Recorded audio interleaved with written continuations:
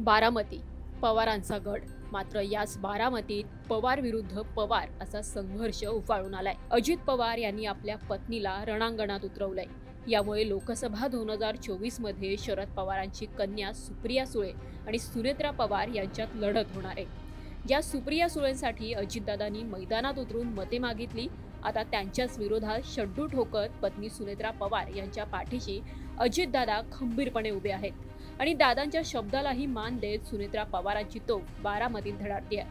राजकीय आखाडा असो किंवा कौटुंबिक तडजोडी, एकमेकांसोबत खंबीरपणे उभे असणाऱ्या अजितदादा आणि सुनेत्रा पवार यांच्या लव्ह स्टोरीबद्दल जाणून घेऊयात. सुनेत्रा अजित पवार दोघेही 1985 मध्ये लग्नबंधनात अडकले. दादांचं लव्ह मॅरेज नाही तर अरेंज मॅरेज आहे. एका मुलाखतीत दादांनी हा किस्सा सांगितला होता. महाराष्ट्राचे माजी मंत्री पद्मसिंह पाटील हे सुनेत्रा पवारांचे बंधू.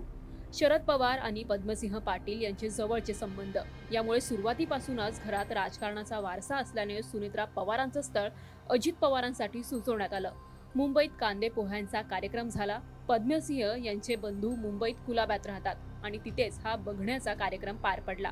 शरद पवार यांच्या पत्नी प्रतिभा पवार यांनी पुढाकार घेत चर्चा केली. मग लग्न ठरलं.